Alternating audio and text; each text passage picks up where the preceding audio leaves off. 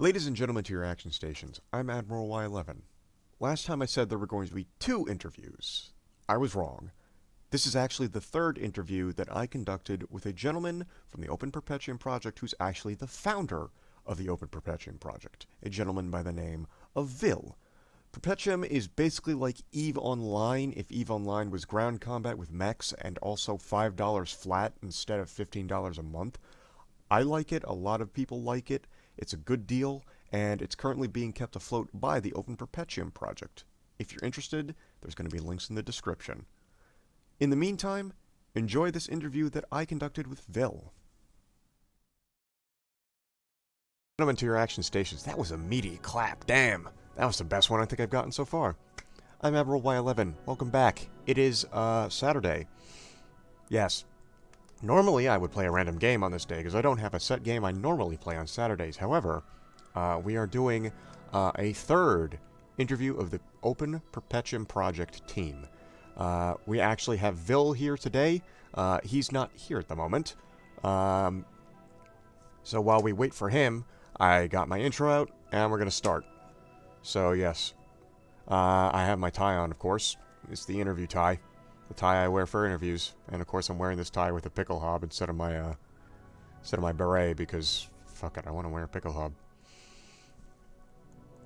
I'm the only interviewer who says I'm the only interviewer who wears a pickle hob during my streams. Hello metal militia. Militia? Rawr. Oh, shit. Null coming in with the host. Thank you, Null.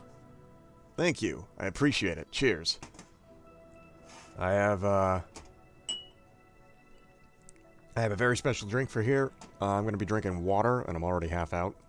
Until we actually start up.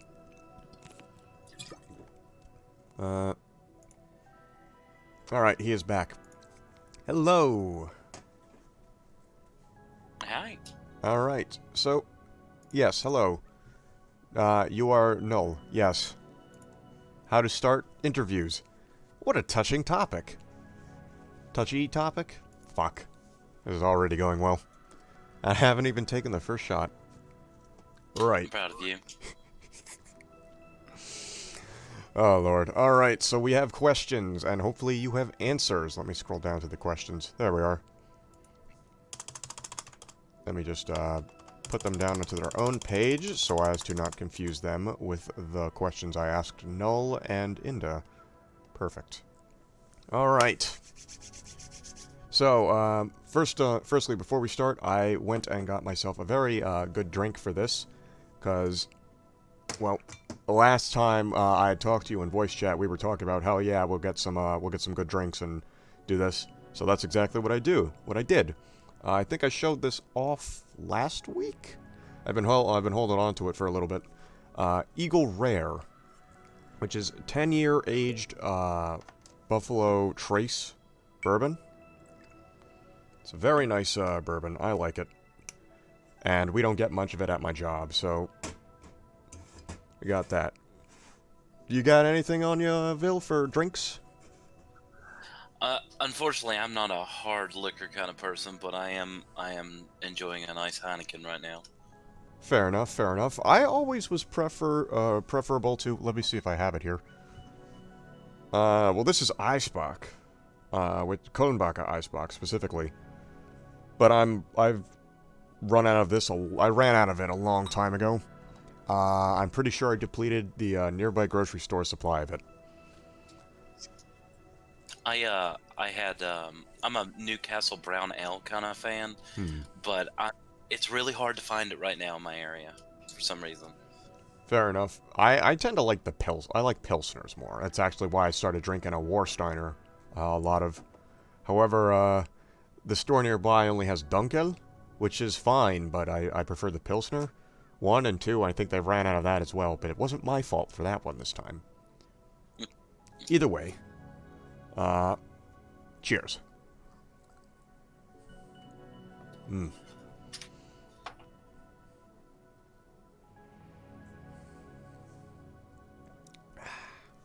Very good stuff. Though I haven't tried it mixed yet. which is what I aim to do tonight. What's the chaser with it? I'm not doing a chaser, I'm just taking a shot straight of it.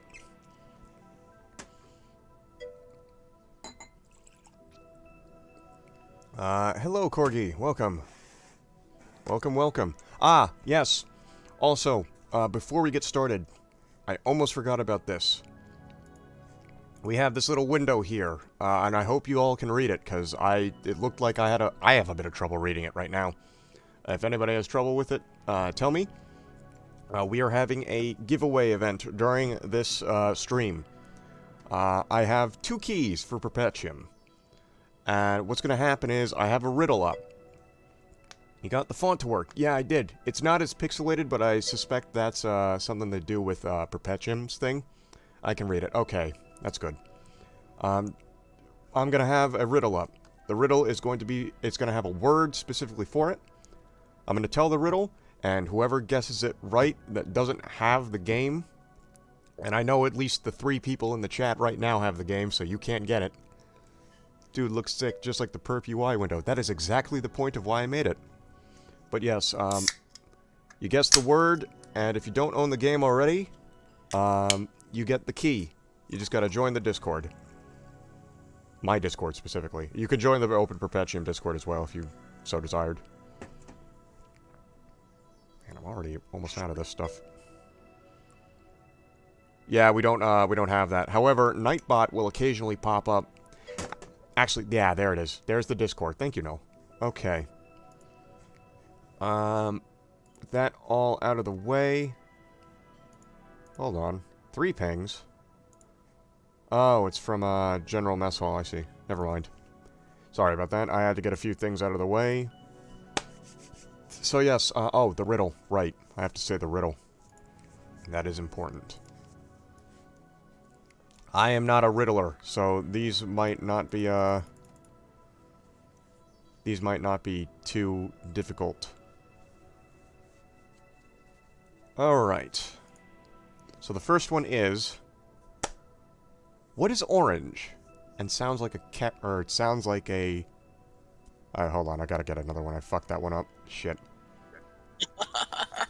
Alright. You could call me home, but I have no doors. Someone lives inside me, but leaves when there's no more. What am I? And I will leave this this one up for interpretation. So, people will... people, if you don't own the game and you want the game, or you just want a free game, think of this riddle and think of what the answer could be. You could call me a home, but I have no doors. Someone lives inside me, but leaves when there's no more. What am I? And it's one word. Alright. So, with that out of the way, Ville, let's get into the questions. Yay, questions. I love questions. Yes, don't we all? Alright, so, first question the first. So, I was told, that the idea to create the Open Perpetuum Project was, your doing. It was your idea. So, what exactly inspired you to take the first steps towards the, cave? No, the answer is not a cave. Also, Corgi, you own the game. You little you right shit, you can't get it. Right. Fucking hell. So I'll dive into here. So we the community and the players, and we just come together, and we were already on Discord chatting, and it was a good group of guys. We had some people with some very diverse programming backgrounds, and some people that had great ideas to try to fix some of the problems that we'd seen in the official. And basically, we rolled the dice, and it was successful. Alright. That's, okay. And following up on that one, did you yourself have any experience in making, managing, or funding any of these projects like this? And, in the past, that is. And if not, how steep was the learning curve towards actually learning how to handle all of this stuff when you first started? I am the one person on the team that is non-technical. I had 0 experience with pretty much anything. Per profession, so to speak, am a building inspector. So coming in and trying to learn all the back end of this was a very steep and challenging task. But fortunately, I had great teachers, people along the way. Noel was fantastic. It was very patient with me, taught me a lot of stuff. Kind of got me set up with SQL. Him, Blur, Markai, Loyal, a few others that were in the initial start. Doic, and a few of those guys a little bit patient with me because literally I was a straight noob when it comes to programming anything. Fair enough. Alright, and... Crap.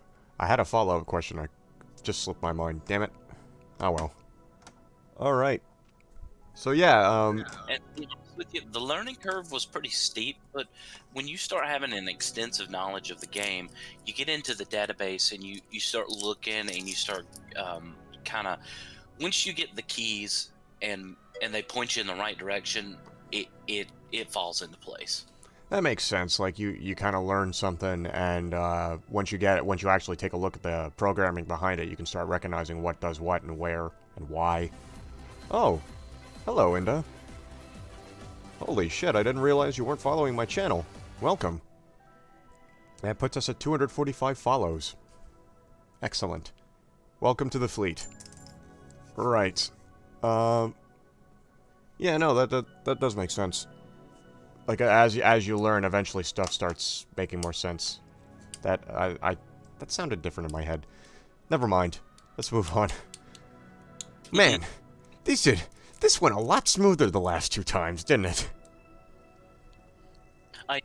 It's the bourbon. It's a little strong. No, I mean, I can't remember what I had during Inda's interview, but I'm pretty sure it was vodka, and I handled myself pretty well, I thought. Either way. I'm not a lightweight. Don't drink more. I'm getting to it, Metal. Listen. I don't want to spend too much of this Eagle Rare. We only get like 1 case of it every month. 1 or 2. And it's only the 375s. Despite the fact that this looks like a regular size bottle. This is not. This is like half a bottle. I digress. Alright, so. Oh, shit. Phantom Burn 72 has followed. You know what?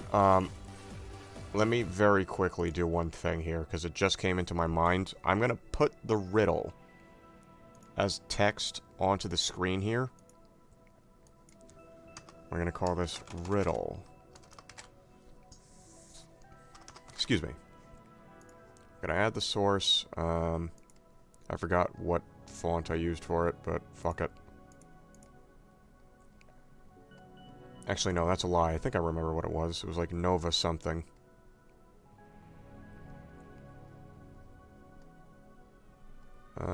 It does not appear to be available. Okay, then. Comic Sans. Fuck it.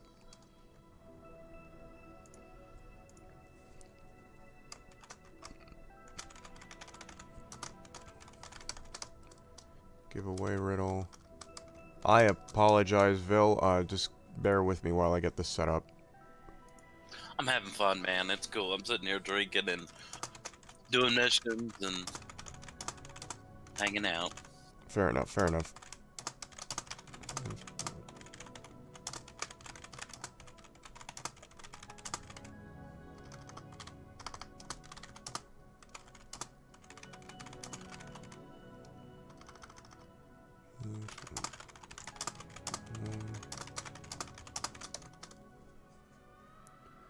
Alright, done, and hopefully that's like a... nope, that's me. Don't grab that. Alright, I might have to edit this a little bit further. That's, properties.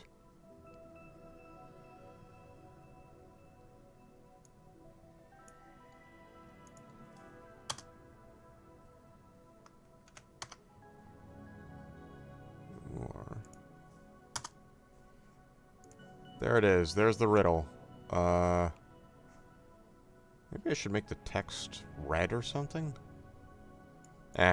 There's the riddle, guys. So hopefully my big-ass forehead doesn't accidentally turn this, invisible. There it is. Okay. Continuing on with that. That's the wrong file. Where's the right one? Here it is. Okay. Third question, the third. When you first started the Open Perpetuum Project, did you establish any communications with Avatar Creations, or what may have been left of the team at that point? Because, from my understanding, they actually did separate at some point. I'm not sure if it was when when Perpetuum went down, or if they had gone down, or if it had happened later. Did you ask them for help, or did you establish any communications with them for things like help on certain aspects or whatnot? Absolutely. Two of their key players were in channel. Actually, three. I take that back. We were able to start off with a CRM who handled the server side stuff, and he was the one in charge of open sourcing and getting it packaged. We had communication with him up front. Kind of was able to streamline some stuff, get some ideas of what we had our hands on. Then we had communication with Dev Zoom. Zoom was their PR art guy / that handled most of the community relations. And then there was Gargage. And Gargage handles the client side stuff. And we actually are still in communication with Gargage. He's pretty good dude. Even after the project's closed for them, he still will offer support every once in a while and do updates. You'll notice every once in a while on Steam there'll be a bug or a client fix or something that just pops up that'll be very small. Gargaj does a fantastic job of helping us out with or helping the community in general for Perpetuum, and just not completely washing his hands and moving on with his life. You know what I mean? So at this point, he's like the only person who understands like the client, who has access to the client side stuff, and he's the only one who can actually do anything with it? I'm not 100% sure if he is the only one. He's just the only one that Is in if contact there's a with. yeah, yeah. And it's not just us, it's the community at large, because I think the info at perpetuum.com, he still handles that email address. And I know in our off-topic channel down at the bottom, he made a comment about renewing the domain for Perpetual for another 5 years. So I know he has some side of that going on. But the guys actually, before the official server shut down, the AC devs were actually invited. Noel invited them to the Discord, which the Discord you're in was the official Perpetuum Discord. And when I say official, it was community-driven official Discord. Like Noel had started asking people to join and then trying to drum up population and people to get in. So the AC devs are already here. And if you look in Discord, in the OPP Discord, the AC guys have their own rank and own subscript, basically. So if I were to look here, was Macarai one of them, you said? Or no? Mannix, yeah, Mannix was. Hold on, I'm looking through Or are you talking about? I'm looking through the list here. Jesus Christ, this is a massive Discord list here. Kedar, Quite a few years. Actually, wait a minute. Couldn't I can search through ranks, can't I, on Discord? Pretty sure you can. If you... I don't know what regular users can do, because pretty much all the Discords I'm in, I'm an admin in them. Fair enough. Patron... Well, speaking of which, I just noticed the patron rank. Do I have the patron rank yet? I'm giving $10 to this game. Do you have the patron? No, that's a no question. You need to crack the whip at no. Yo, no. Where's my fucking rank? I was promised a rank I did not receive. I wish to speak to the manager. We'll get you sorted, if that's the case. Did you link your Patreon account to my Discord? I'm pretty sure, because I had a Patreon set up for my own Discord, so... It should be. Then again, my Patreon did get shut down, so maybe that has something to do with it. Let's see here, what roles do you have? You only have streamer roles. Ooh. Which I wear with pride. and we're proud of you, and we're very thankful that you're here and streaming and playing. Man, you guys have been amazing. You in particular, a few other streamers are in. I'm just flabbergasted at the amount of support from you guys. I got Rez to stream it, so I claim that. That's me. That was me. That was a really funny situation, though, because I could have sworn Reza told me that he tried this game out, and he said, like, it was really bare bones and kind of boring. And I told him, like, in his, because he doesn't use Discord, he uses a different program called Gilded.gg. It's like Discord, but it has some more functionality. And he, I messaged him there saying, hey, yeah, so I tried Perpetuum, and you were completely wrong. This is actually a pretty dope game. And he was just like, I never tried it before. What are you on about? Oh, man. I could have sworn he told me he had played it before. He didn't. But he played it now, and for a little while he was in the Corp, and then he left to be freelance, and so did, well, one of the other guys left. And then the rest I figured would just follow suit. So... Does this mean that there's going to be a vendetta in the future? They're going to go after each other and start a war? I'm not a I was about to say Farseer, but Farseers are that's Eldar leaders. I'm no Eldar. I am well, if we're going on terms of 40k, I'm no what do they call them? Astropaths, I guess. I'm no astropath or psyker. I couldn't tell you. They might try to tear each other apart. They might not. All I know is that I'm in charge of the Adeptus Mechanicus on Perpetuum, and I'm currently trying to get members, so if you need a corp and you're watching my stream, please join the Mechanicus. We have toasters and technology and Imperial Sanction. But yes. Enough about 40k. Okay. So you've got about you've got 3 people who are actually involved with the Open Perpetuum Project. So that kind of answers the question. But in the terms of the company as a whole, what was the general atmosphere between you and the people who actually made Perpetuum, Avatar Creations being?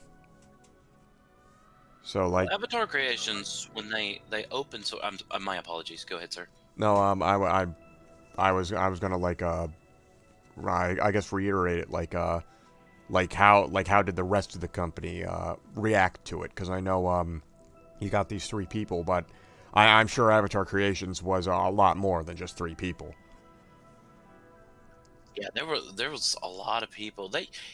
Avatar has been absolutely amazing. Those guys over the years, just watching their story come out of an indie development game, was absolutely amazing, and it kind of kept my peak interest in playing. And I thoroughly enjoyed the politics in the game and the forums, because that's where I really strived, was the forums in the original game. Just loved it. It was a great group of guys. And when we kind of broke into Open Perpetuum, the game was open, the server's open source, so anybody can basically do what we did. It's just we had a little bit more drive, I would say, because there are servers that pop up, the private servers where people play, and Avatar has been fantastic with us, and I couldn't ask for a better group of guys and people to ask questions to and bounce questions every once in a while. That's good that you managed to maintain a positive relationship with them. I think there's some game companies out there that would be viewed in a more negative light. I mentioned this in Inda's thing, and I think Null's as well. In fact, I've mentioned it every single one of these interviews now that I'm about to mention it. I'm not sure, Ville, if you've heard of a game called Fractured Space? I don't think so. Alright, so Fractured Space was it's kind of a MOBA game that came out probably 5 or 6 years ago. It was based around starship combat, so you had a team of 5 capital ships, 2 teams, they'd go up against each other, they'd capture points, they'd you know, duke it out in a middle point. It was a really fun game, and it was very well made, very well balanced. I really liked it. And what happened was, I don't know where the claim of it not doing well came from, because it was doing really well, and it had like people like the Mighty Jingles. He's an ex-British Navy YouTuber who does a lot of stuff from like for like World of Warships and World of Tanks. And speaking of which, Wargaming has a hand in Fractured Space, because they bought Fractured Space, and they shut down the game and took all the developers, and I assume they made them work on the you know, World of Tanks and World of Warships. But like the game didn't have the game wasn't really dying as I saw. It was doing just fine, and Wargaming shut down. And I feel like there's a lot of games out there that just like they shut down, but not because they're, you know, doing bad or whatever. It's just somebody offers them more money and they just take the money and abandon the game. So it's nice to hear that there are like some companies out there that, you know, don't just abandon their game at the first sign of, you know, a few stacks of hundreds. To be clear, we're an open source server. So Yeah, you're open source. It's not like they were bought, or the IP. We have the IP. We basically took the open source and created a server. They still own the distribution platform on Steam, but so it was kind of one of them things. They're just supporting it in the back end, and the guys are still, like I said, they're fantastic guys, and they've worked on this for years. And I know at some point you pretty much have to wash your hands and say, I'm done, enough's enough, and walk away. But it really does say something to someone's character who sticks around and does help and answer questions and stuff when they don't really have the, what's the word here? They don't have the requirement or the commitment, or not commitment. What's result? No. They don't have The patience? They're not contractually obliged to help me, is what I'm saying. Yeah, okay. Yeah, that makes sense. They don't have the what's a word for like when you're I guess charitable. Charitability? They have charitability would be what they're doing. They don't have a commitment to actually, you know, it is something that they are dedicated and have to support. You know what I mean? Yeah, like I'm trying to think of a word, like of the word, because I could have sworn I heard a word where it's just like they don't have to help you, but they're still willing to help you. And despite the fact that I don't know, I could have sworn there was a word, like a specific word behind beyond charitable.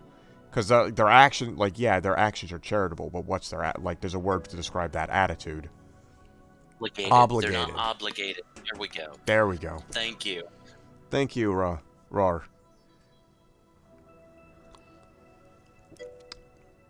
Noobs. It does, yeah, it does speak volumes to it, and we greatly appreciate it. And any help that we can get. Listen, Metal, I know I'm a noob at Perpetuum, but you don't have to call me a noob at life. I'm 22. Right, yes, but yeah, no, that, like, it's good that they're, like, still willing to help out and such. Like I said, I was, like, when I was talking about, Fractured Space, and saying, like, there might be a bit of a negative light with the devs, I mean, they didn't help out the community at all. They just kind of cut off the game, and that was it. They didn't care, from what I understand. Although, supposedly, the community did find a way to make their servers anyway. I still haven't managed to get the process to work. Excuse me. Though I do think Fractured Space is a fantastic game, just like Perpetuum, except Perpetuum has active servers, and Fractured Space does not. But I digress. We're not here to talk shit about wargaming, despite the fact that I could spend an entire stream doing that.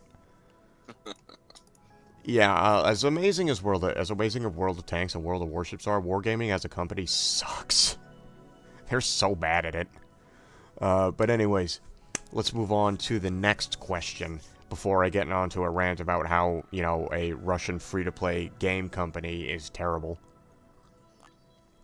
Because at least I didn't have to fucking pay for these games. Alright, so During the last 2 interviews, I had gathered that No worked as a general manager, and that Indo was more of like a game balancer and game tester sort of ordeal. Correct me if I'm wrong, Indo, by the way. And Blur is now your security and server manager. What do you do, though, as it is currently with Open Perpetuum Project? What's your role in the Grand Machine? I complain a lot. Yeah, okay, fair enough. I'm just kidding. So, I actually handle the content creation, the NPCs you see, the balance for them and where they go, how they fit into the game world. That's where I handle some of that. The new stronghold that just come out, I do the island content creation. So Noel gives me basically a flat island and maybe a little bit of terrain, and then I take and sculpt and design and create content for maps and things like that. So you would say you're more like a game designer of sorts in this whole thing. You design like parts of the game. Well, I create content to it. Like when I think of a designer, I think of a programmer.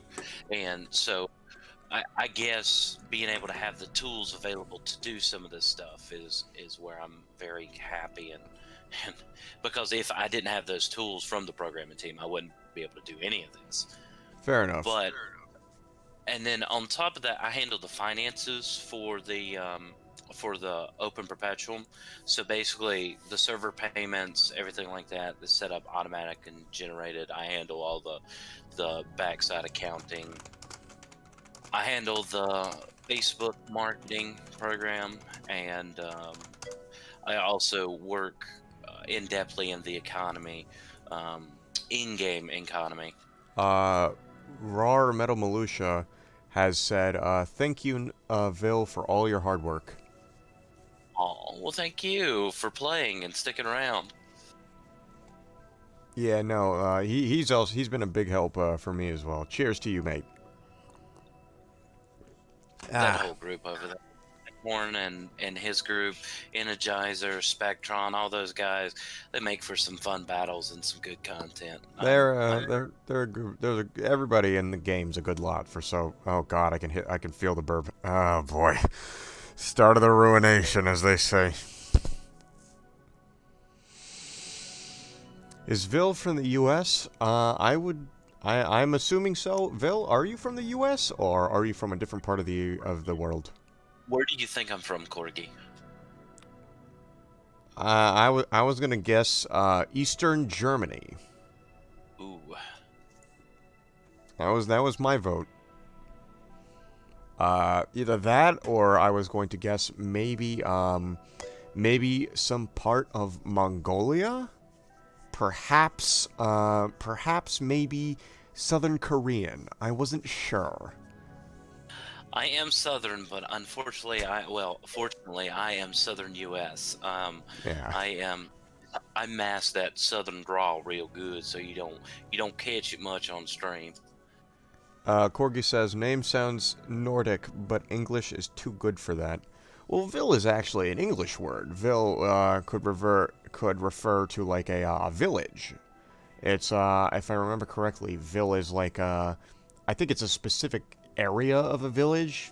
Don't quote me on that. I'm no English major. But if I remember correctly, Ville was like a section of a building that was more like a public space. Let me check that real quick so I don't sound like a fucking idiot, despite the fact that, you know, I'm at least maybe 2.5 shots in of equal rare. This is some strong stuff, by the way. It's 45%, which is, if I remember correctly, it's 80 proof? 90 proof? So funny story about my username. Right. So I pronounce it Ville. Oh, Ville. Okay. I had speculated with Noel that you named yourself Ville so that it went Devil. So I thought you did it on purpose. That one's good. That one's good.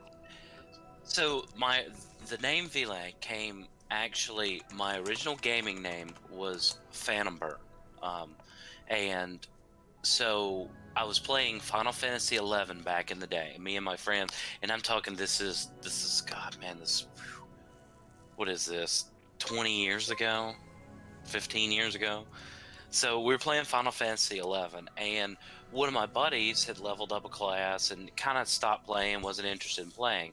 Well, my dad picked up the game one night, and we played on Xbox at that time. I think it was Xbox 360. Jesus Christ, that game's been around forever. Yeah, so one buddy played on a PS3. I played on the Xbox 360. Well, I was going over to my now wife's house, and I was just going. We are hanging out. Well, I needed to farm some like rabbits in a starting area. I just got a new class, and I was like, man, I really enjoy this game, but man, I got to go see the girlfriend, do that thing. And so I handed my controller. My dad was bebopping around. I was like, hey, you wanna level some of this up for me instead of like hanging out watching TV? He's like, sure, why not? Well, I come back from my girlfriend's house. I left at like 6:30 in the evening or something. It's like 2 o'clock in the morning. I'm rolling in. My dad's still stuck on the 360, right? He has ventured out of the starting area and had moved into another area, and my level 1 character was now like level 23. Ooh. Which I don't know if you know about Final Fantasy 11, but I did not. takes a grind to get that high. I mean, it's grindy. And so I'm like, hey man, thank you for helping out. What'd you do? And he told me how he went and found the auction house and sold all this stuff. And I was like, oh, okay, cool. I'm going to bed. I'll see you in the morning. Well, he stayed up until like 4 o'clock in the morning playing. And I got up that next morning, and he was making coffee. He's like, I really enjoy that game. You think you'd just make me a new character on that or something? And I told him about the cost, and he was like, I was like, you know what? You can have that account. And I reached out to my buddy who had stopped playing. I was like, hey, do you mind if I take over your account? My dad just took my account. And he's like, yeah, here you go. Your account name's now Ville. And then that just stuck with me forever. Damn, man, that's actually really impressive. Damn, I wish I had that experience. That'd have been fucking dope. And so Ville was actually named after the hymn singer, Ville Valo. I see. Also, before you continue that story, Ville there's 2 forms of it. It's a French word which means city or town, and in the meaning, the Middle Ages was farm, and then village. And in modern times, it's used for fictitious places named with reference to a particular quality. So, I could have sworn it was a word that meant like a public space of a building or a town, but apparently it's not. So I was completely wrong. However, it does have meaning. So yes. I don't remember why I was searching that up, though. Beyond the fact that I was, explaining, trying to prove that I'm not a dumbass. Which, I mean, people who have watched my stream for long periods of time already know that, there's really no way I could disprove that at this point, but, you gotta make attempts at some point. Also, Inda has said, real Admiral hat today. Am I right? Technically, no. My pickle hob is not an Admiral's cap, or Admiral's hat. This is a pickle hob. A pickle hob was an early German or Prussian helmet, that was worn by the infantry. And it's been around for probably, I want to say, a century and a half. Because this helmet is actually still used today in, honor guards and such. The Swedish and the Swiss are 2 that still use this helmet. But the Germans are mainly known for it because, redeemed make Admiral switch hat for God damn it. Ugh. Right? Give me a moment, no. Or, you're not no. Real. Oh, God.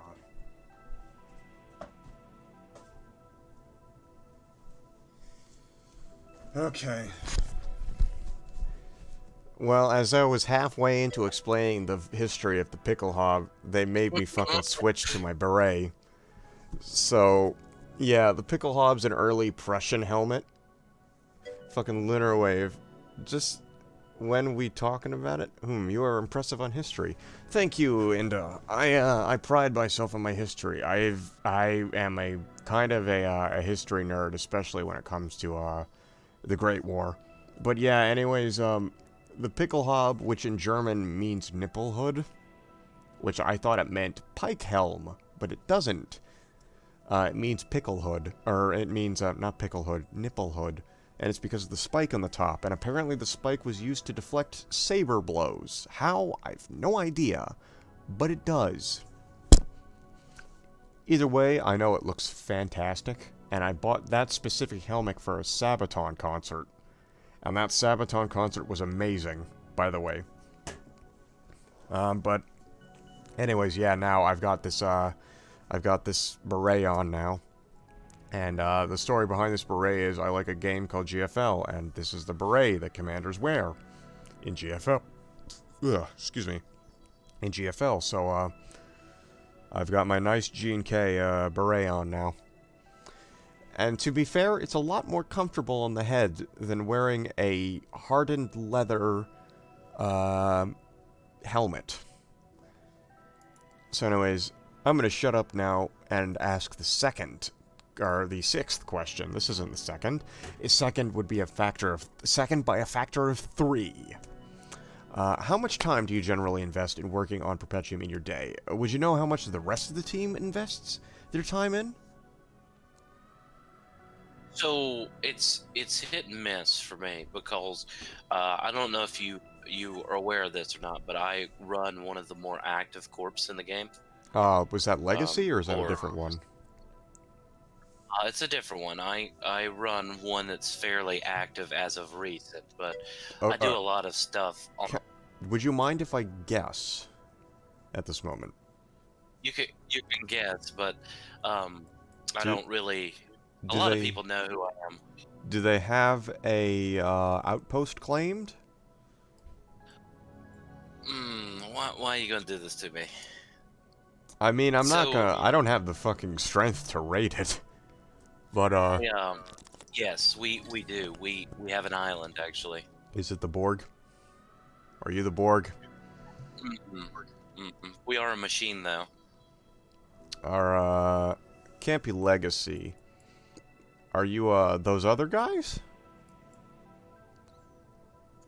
I feel offended. Oh, wait a minute. I just got it. I'm not gonna say who it is, but I just narrowed it down. Close. I am a Trent Reznor fan, if you're asking. Yeah, I figured it out now.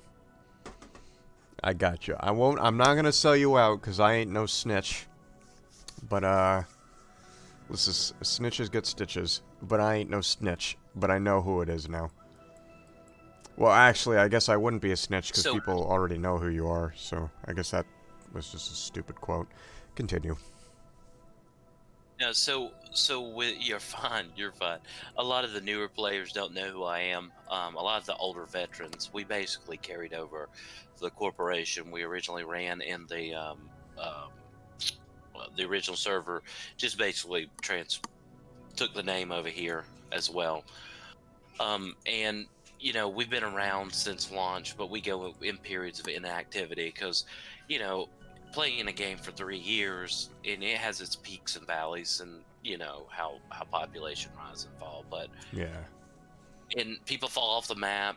You get people that separate and go their own ways, each their own. But you know, a lot of these people we've played video games with, like Enda, for example. I've fought on the same side as Enda. I fought against Enda. I've, in a way, have known Enda forever. When we developed and when we got this team together, it was such a diverse political climate when it first came together. There was people that on the original server, Admiral, they wouldn't talk to one another. Like, we would be blocked to each other when the team got together. So we had to take all that animosity and all the history, all the years of history, and basically just put it on a shelf and say, that's enough, that's done, that can go in its own little space and be done with it. Also, Inda has posted your old the original Ville avatar on the thing on the forum.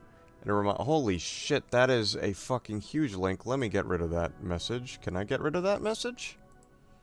I can't. Fuck. I meant to post the image, but I'm just gonna save the image and make it like that. I apologize if my attention span is that of a squirrel. That is a characteristic of me that regular viewers will know.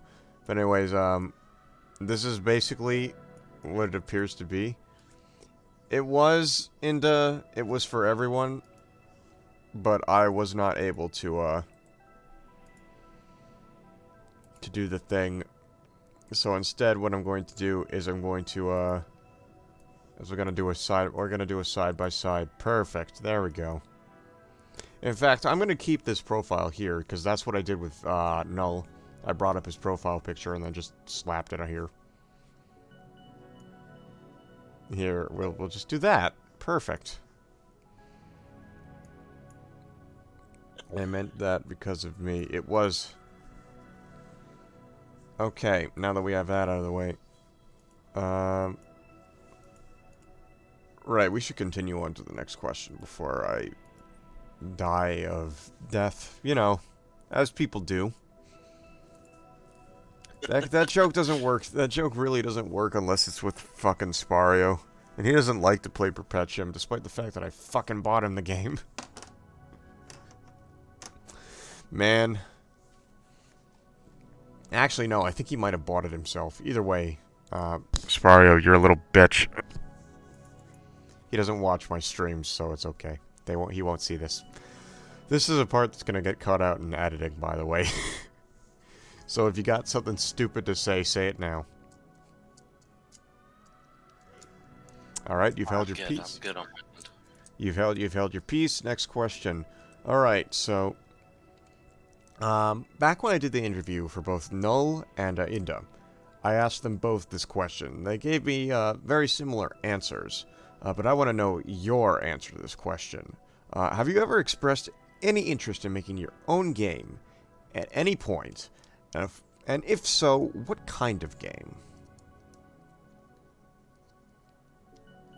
Me, own game, probably not. Because, A, I have no desire to put that level of commitment into a side project of that magnitude. Alright. It's pretty... To make a game, even Perpetuum, man. Perpetuum has so many hooks. And I'm not talking about, like, making a game like Perpetuum, but just to be able to balance and tweak and get everything perfect, it's so much, and you'll never get it perfect. You just get it close enough, right? And that's nothing. That's not a desire I want to partake in. That's fair enough. I mean, I like, out of my own experiences, I used to run a TRPG like 2 or 3 years back. It's kind of the reason why I have so many fucking hours in what is the game? Tabletop Simulator, which I'm still ashamed of, by the way. It took me a while to get my hours in Team Fortress 2 up because it actually surpassed my hours in Team Fortress 2, and that's one of my favorite games of all time. So like, to have a game that I just had open for that surpass one of my favorite games was an embarrassment. But I digress. And trying to balance trying to figure out everything for that and get it all assembled was a fucking nightmare. I legit had people join a voice chat and help me try to organize, like, tiers for equipment generation. Like, you could, in this TRPG, you could spend resources to roll a dice to build equipment. And I'd have to figure out, okay, which equipment would go where on this list, because if I got it wrong, I could have something that's completely overpowered be low, or something that's completely underpowered be too high, and things like that. And that was an absolute logistical nightmare. So I can understand, like, that's just a TRPG. That's like low, honestly, that's like low on the totem pole. Making your own game is pretty high up there. I can understand why you wouldn't want to do that. It's an interesting question to me, specifically for you and all the developers of Perpetuum, the Open Perpetuum Project, because, like, you've already gotten into this whole thing. You're working on a game, even if it's just the server side stuff, and from there, like, you could probably, with the experience you learn from working that, y'all could probably go and make your own RPG at this point. because you've been doing it for at least 2 years. It's not much, but you could like begin development on something, and as you continue working, you could probably make something. And it always interested me as to whether or not you or your team was ever thinking of making something. And I do remember Null saying that like it was discussed a few times, but it never was. And Inda said it wasn't like it hadn't been discussed. Well, it hadn't. Not that it hadn't been discussed. That it just wasn't an idea that was entertained.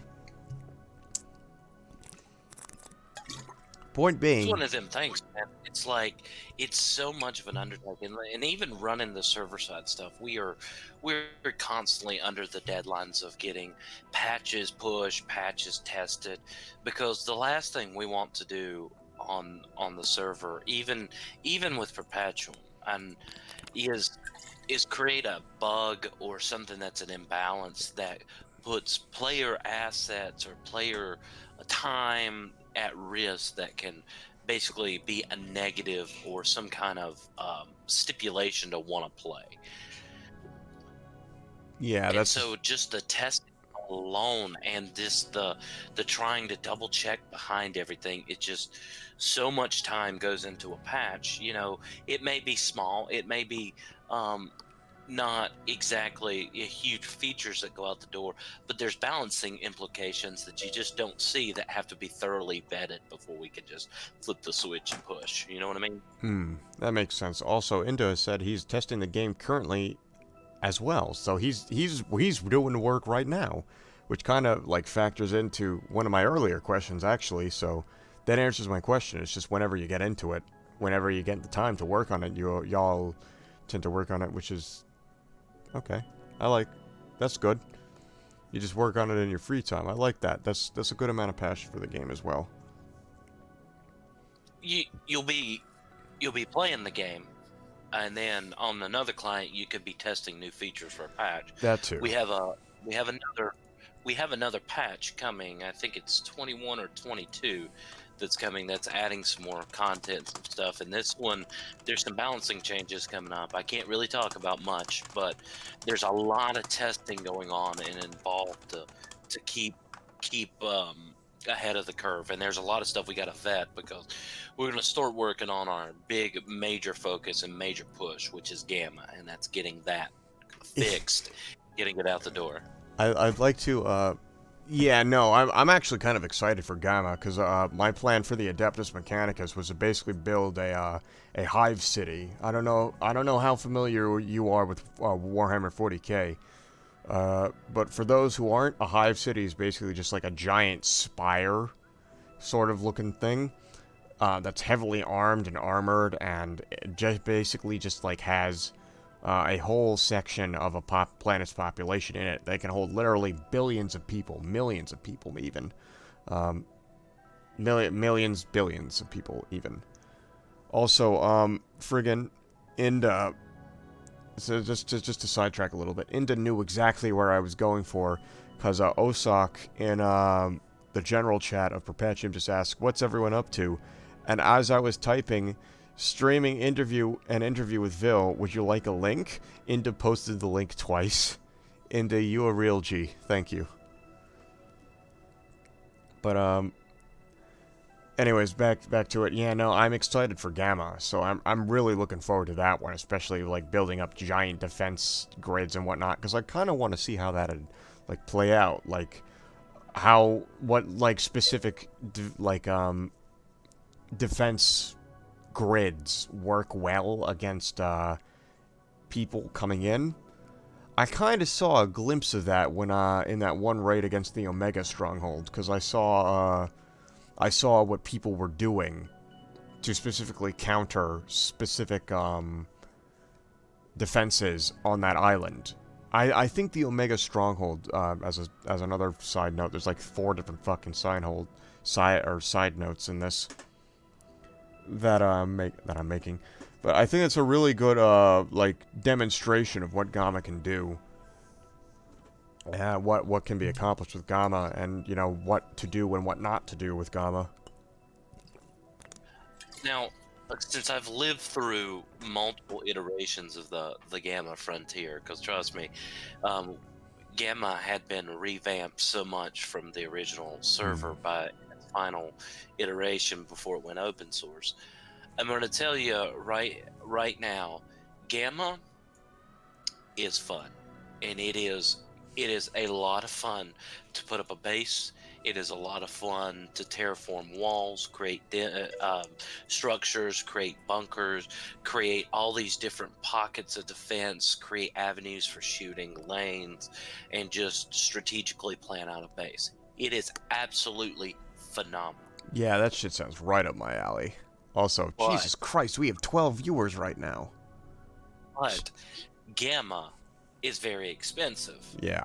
And Gamma is no, it's no easy feat for a small individual, and it is no for a small corporation. It takes a ton of kernels to unlock the research. It takes a ton of time, and then the balance and how everything's meta and everything. It's a lot of work, but I'm gonna tell you, man, I've had some of the best times ever playing Perpetuum on Gamma. One time we were breaking into a base, and me and about four other guys. At that time, it I think it was still free to play, but the terraforming mechanics were slightly different. So we had these people. We were drilling into a base. They had these huge walls. We had to get past turrets. We had to get past this. We had to disable stuff.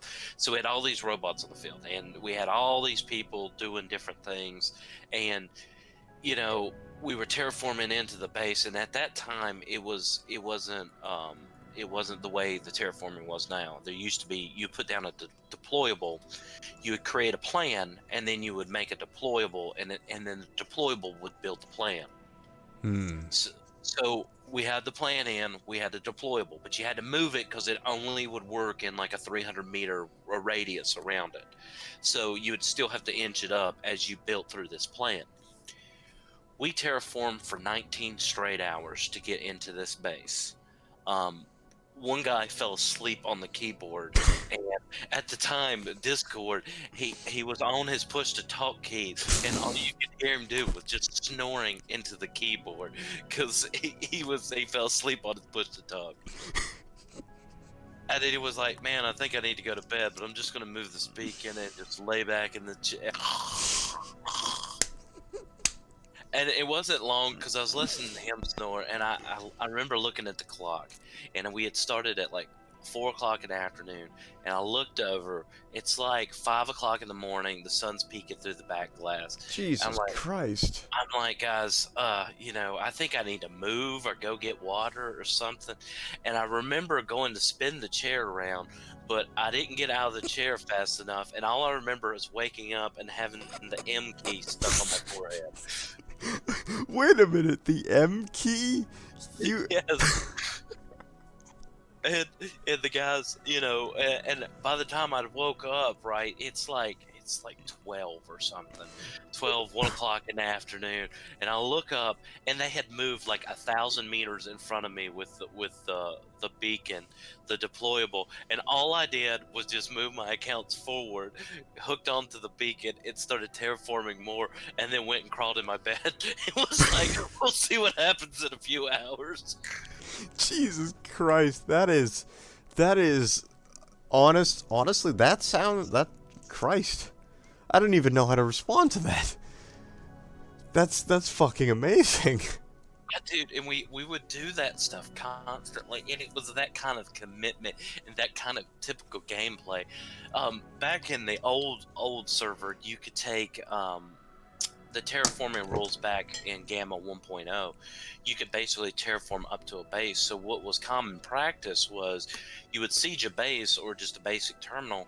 You would terraform around the base, like bring all the terrain up around the terminal. So if you can imagine, you see Hirschfield Terminal, you would bring all the ground around Hirschfield all the way to the top. So Hirschfield would be in a pit, and then when they would come out of the terminal, you would have another terminal that would be shortly off of it with guns, so that when they spawned out of the terminal, it kicked them so far out they couldn't dock back up, and then they would have been instantly killed by the terminal that was beside it with guns. Damn, man. That is some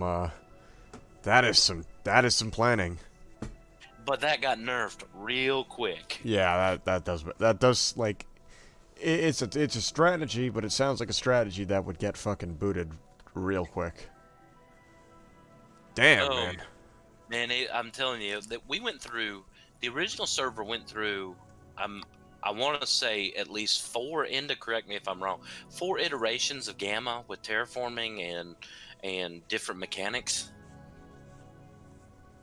Damn, man. That's a lot of fucking nerfing y'all had to do. Also, what the fuck did I just get a ping for? Oh, that. Never mind. Okay. Jesus Christ, I'm a scatterbrain. But yeah, no, that sounds fucking 2,5. Do you mean 2.5, Inda? Also, hello, Gara. Welcome. Also, hello, Young Gun. I meant to greet you earlier, but I did not want to interrupt Ville here, because these are some really interesting stories. Ville is a bum, says Gara. Now listen here, buddy. He is, being a guest, I am contractually obligated to defend him to the last breath, and so far he is a saint. Yes, 2.5 here in US. Here in US 2. Oh, I see. Fair enough. Ville, what are your responses to my chat calling you a bum? Also, Destrar has just arrived and said high five, Ville. So Jared gets a pass, and so does the star. Lunar has just said PHM is dead, and I'm gonna contradict that by saying no, that is a lie. I look into the general chat, and there's at least 10 people from PHM everywhere. So I'm assuming Lunar Wave here is another person from PHM. Here in for US Europeans. I see. Ruffle. Interesting. Alright. How do we get to this point, by the way? I completely forgot. It's the fun part about interviews and streams, right? That is. The only problem is, because I have the attention span of a goldfish, I forget where we are, and thus forget where I am on the questions list. Okay, I can figure out real quick, though. I was Cybe that PM'd you how you liked the game. Oh, that was you. The thing is, you did that right as I captured this outpost here, and, like, it was a major, like, oh shit, is he about to, like, declare war formally? Am I fucked? But yeah, no, that was an experience, and that's actually the background music you're hearing here, because, this is an outpost. This is outpost music. And it's a different color from Hirschfield. Whoa. Yeah. No, I don't... Bourbon, stop messing with my brain. Next question before I die of dead. Right. Okay, so Noel and I had discussed lore during the last interview, specifically lore bits, revolving the game. So I know that outside of the game, there's big posts about the game's lore and whatnot, specifically how humanity came to Nia and what the Syndicate is and what all these different parts are. And there's also the in-game description for items. Between you and your team, have there been any plans in the future to add anything to Perpetuum to try and add lore to the game? And by that I mean, like, there's the established lore, yes, but have you thought of anything to add on to it? Like, there's, like, with new content coming, have you thought of anything to add on? So, it's funny you should ask that. Are you in-game currently? I am in-game, actually. In the top left corner where you're, right beside your mail, there's a button called News, right? News, yes. If you click on News and you scroll all the way to the bottom. Right, heading all the way to the bottom. I'm seeing Syndicate Peace Through Strength, Truehold Markson, Results at Any Price, ICS, Institute of Corporate Security, Antisec, control. Eugen's journal. Wow. Okay, so like all the lore is currently like right here. So we don't have a good way of displaying the lore in the client. Like we can make NPCs like what you're seeing on the OPP server that may not be on a vanilla fresh install of a regular server is the Syndicate robots. So the Syndicate faction that came along, and we kind of redesigned Hirschfield and New Virginia to create a better cohesiveness for new players. Instead of spreading them out among a bunch of islands, we brought them all into one centralized island, so that we could better engage the community in an MMO instead of everyone feel like they're playing a single player game. Right? We created. In-game lore based off of the Syndicate faction, and we created some different unique developments with it. The bosses that you may see around Nia, the William H. Bonney, One-Eyed Joseph, all that came from the OPP team developing the lore for the Rough Rider, which is a factional split of the Syndicate. The Syndicate is who brought you here in Nia and brought you and developed you into the agent that you are today. Then you formed your own megacorp and then removed from there. The Rough Riders are a faction split from the Syndicate who are battling the Syndicate. So when you go to fight on like Omega is a prison island that houses the most terrible of the Neon mechs that's in game, that you can battle them out and get great loot, but they've broke free and raided the arsenal, so they're equipped to the teeth, and the Syndicate's asking for your help to do it. And as we bring in more bosses and as we bring in more strongholds, we'll try to develop and tailor the lore specific to that to try to develop it and bring it into full context with what's going on in the game world. The only problem that we have is we do not have a good system for in-game chats in the client to portray to the players besides basic news, storytelling, and then the development from vicinity chat. And you've seen, if you've engaged a boss, they have some text that come on through. Our goal was you're approaching me?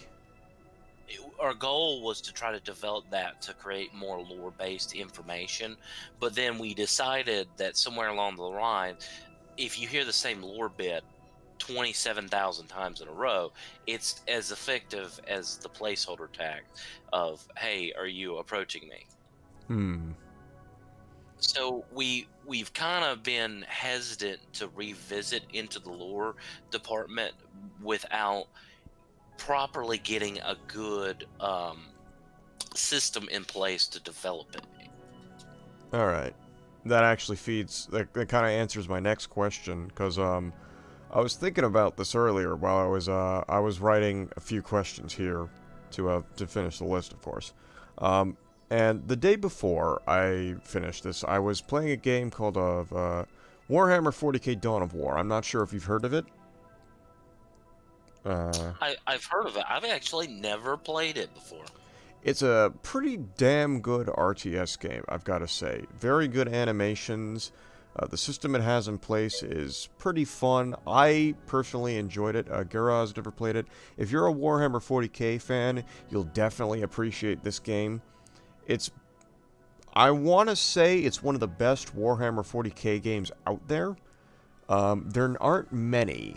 There's a few games that are like really good, but there aren't many. This is one of the like earlier really good games. So I do recommend it. It's like it goes from like $15 to $20 depending on which one you get on Steam, but I digress. As I was playing it through, what a lot of these RTS games will do is they'll have in-game cutscenes, quote unquote, where they'll have a unit in the game do a certain action based on scripting, and they'll have say voice acting or text go over it that's describing a story or something as they're going through the actions. And my question was, had you explored that where you're like, you have, say, an arc walk to a specific area and then something happen to that arc and then have like text boxes appear in some way? Like, had you explored that avenue, or is that an idea that I've just put forward here? That's not really. We can't really access the client, so doing So, stuff like that is not an option. So okay, so what you'll see is we produce videos. Like we provoke the Sentinel video that came out. We do stuff like that to try to foretell and kind of like give some kind of information of what's going on. Does that make sense? that does make sense. I've gotten the impression that a lot of the stuff you all are able to actually do is kneecapped by the fact that you don't have um, access to the source code, the client source code. That, and from what Nola's told me, you don't have access to a dev kit. The way he explained a lot of these systems to me is that they did a system of security by obscurity. So a lot of the stuff in the actual game is sort of hard to understand for security reasons, and thus if you wanted to actually work on something, not only would you need access to the dev kit, you'd also need not only would you need access to the source code, you need access to a dev kit to actually understand how all of this works and how to work on it. So that does make Well, sense that you're not actually able to access to this be stuff. to be fair, when they started this as this project, a lot of the tools that we have now did not exist. So Hmm. I don't think it was a security issue. I think it was more of a they had no way to do it, so they made their own proprietary software to do it, and it's old, and no one knows where this or that is. It's homegrown. A lot of the stuff is homegrown. Yeah, that's. I mean, that's kind of what I mean. Like, y'all have had to work with what you can develop, or what certain, like, maybe even like parts of, like, the small parts of the original Avatar creations can develop, but nobody has like a GEC, say, like, you know how Yeah, Fallout has the GEC. You don't have that, so you can't exactly you don't have like full access to, here's the source code, here's how you can modify it to work in this way, here's how you can make it, implement it into the main game, here's how you can upload it. You don't have a system like that, like, for the entire game, that is. That's my understanding of the yeah. situation. Which, I mean, fair enough. Although I will say this. I'm seeing, like, back from, I assume, 2 years ago, there's the battle theater reports. I just noticed that a lot of these stuff, like, you stopped posting those, and I'd really like to see some of those again to see, like, what's happened, during the week in terms of battle. Like, shit, like, damn, if you guys could make, like, I guess, battle reporters, like, have war journalists, I think that'd be a really cool way to, like, implement the news system into the main game. Because the thing is, like, I've not opened this news panel, which is probably why I haven't seen any of these lore bits, but I've not seen this news panel, I've not opened it for a long time, because I really didn't have a reason to. But I think if you guys, like, use that could probably help out as well, in terms of lore, or just in-game events. And I think a lot of it would be I would love to utilize that a little bit more. I think what happened, the reason why we kind of stopped that was because the battle reports were being done in two different things. Um, the Some of them were developed by just basically the developers, and the developers would pull stuff, and some of them were actively involved in it. Hmm. Um, Now that I'm thinking about it, we might could get back to a system where we have a channel or something in Discord where someone could submit a battle report, and we could submit it via the news, and we could see different sides of a battle told by perspective, or kind of some different back and forth. It'd be an avenue worth exploring at least. Yeah, no, I'd be, I think that'd be pretty cool. If I don't know if you can actually, like, program items that drop, but if you could somehow maybe, like, I just, it just came to mind, like, a system of like, that supports like, people actively looking for these battles to give, like, active reports about it, like a specific item or something that you could deliver to these delivery points, because they're all across the map. like after a battle, say, maybe some system where something drops after there've been like a large amount of player kills that reports like what happened, and then you submit it to a delivery thing, and that gives the player like a certain amount of nick or some sort of reward, but on the programming side it gives you like a report of what happened, like a sort of a what would you call them? I'm trying to think of the like, you know how in the consoles of, like, Source games, they'd have, like, a list of what happened? Like, oh, you know, this character did damage to this. This character did damage to him. He killed that guy. That sort of thing. Something like that. It gives you that while also, giving the players an incentive to, like, go and look out for these, dev reports. Or these battle logs. I actually know now why we actually stopped doing it. There's two reasons why we stopped doing it. Right. Originally, when we brought the server online, we didn't have a robust enough API that handled kill reports. So we had these battle reports kind of highlighting certain battles that were being taken place. All right. So when the kill board came online, killboard.openperpetuum.com, and then there's a Russian version that UVAD handles that's on FlyHub. We kind of got away from it, and then if I remember correctly, I was catching some negative feedback from players who were involved in some of it, and it was viewed as being what's the word? It deterred players from actively participating in stuff because they were afraid they were going to end up on a kill report. Fair enough. Or a battle report. Also, the Massive Jars has just followed. Welcome. Congratulations on joining the IFDF Navy. Welcome aboard. Yeah, no, I can kind of see why that is sort of, I guess, the embarrassment. But I guess what a lot of people, or a lot of new players need to realize is that at some point you're going to die. I mean, I lost a cane to one of the Hirschfield bosses. I lost an Arbalest to a Tier 3 mission.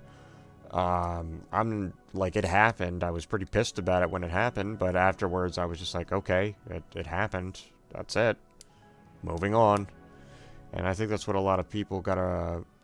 I think a lot of people will realize. It even says in the tutorial, like, yeah, you're gonna die.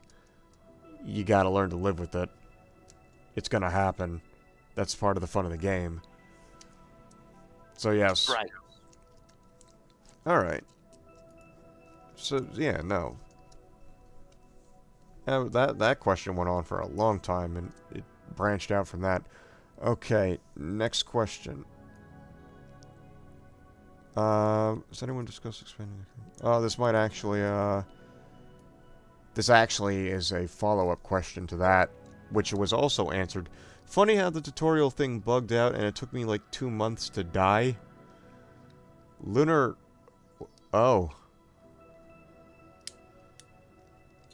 So, yeah, that's a bug, and, yeah. I think I actually did ask Noel about this, when I noticed it. The paint doesn't work on arms. Because, my poor Tyrannos' arms are still green, but the rest of his red. Machine gods favor me. If the machine gods favor you, why aren't you a part of the, Adeptus Mechanicus, Lunar? You see? You see? If you were part of the Adeptus Mechanicus, they would favor you, Maybe you'd learn a thing or two about, incantations? Maybe learn to use that sacred oil? Maybe some of them incenses? Maybe you could get rid of that yee-ass haircut? But nah, you haven't learned that. Too busy directing Biggest Corp. Alright then, your machine spirit will stay mad, and we'll stay winning. Hashtag winning, hashtag praise the Omnissiah. See, the Massive Jars even praises the Omnissiah. And balancing the shiz. Why don't you balance out that yee-ass haircut? I'm going to skip question 9, because we kind of answered it with the whole conversation we had about lore bits and whatnot.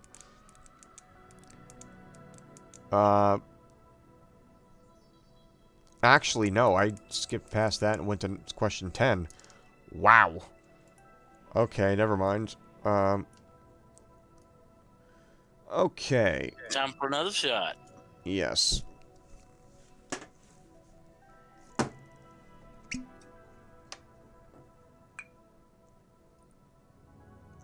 Hold on.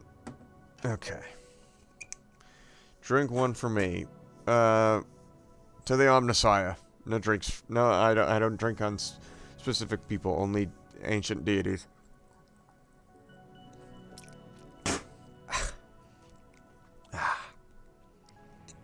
That went down a bit too fast. Yeah. I wish they're so... I think they're called tannins? It's what causes the burning sensation from alcohol. I wish there weren't so much in hard liquor. Can't drink anymore, sigh. Why can't you? That's what she said? You know what? I'll accept that. I'll accept that one burn against me. Because, yeah, I did do that. I did make it that's what she said joke earlier. So, you know what? That's my punishment for that one. And two, I walked right into that one. Also, Jura, that is unfortunate that you cannot drink anymore. I'll take it back. I'll drink to both you and the Omnissiah. Anyways, question the 11th. The Open Perpetuum Project has actively embraced player interaction beyond just playing the games, and my interviews and my streams are proof of that. What other measures has the team taken to spreading the word about Perpetuum? Stuff like social media or posts, advertisements, things like that. Yes. All. If you can think of it, we've done it. We've run Facebook ads, we've run Reddit ads, we've run Twitch ads, we have Google keywords up. We are in multiple Discord of gaming communities, of gaming reporting sites. We have different people that post on websites that bump links. We have people on Reddit that bump Reddit posts. We have all this different outreach from all these different places that some of it is funded in game. Some of it isn't. Like the Patreon, we keep a backlog in the Patreon and we use some of it for advertising and whatnot. But a lot of us fund this out of pocket, and we push to try to get as many people aware of the game and just get eyes on the game, because regardless if it's just like yourself, Admiral, I can directly point to multiple people that you yourself have brought into the game. And all it takes is bringing one or two people into the game, has friends, they like it, game's $5, come over here, pick it up on Steam, and then they just bring, this person may like it and have another friend that they bring in, and then it grows. And then you have a community and you build friendships and communities that way. And then the game grows. And it's so much better to play an active MMO with friends than it is to try to treat it like a one-person or single-player game and then go from there. That's the one thing I will say, like, that kind of, like, makes this game superior to Eve, in my opinion, is, it's $5. Because I can remember a specific instance a long time ago when I was part of a gaming clan, back when those were kind of a thing. I feel like it's not as much of a thing these days, but I digress.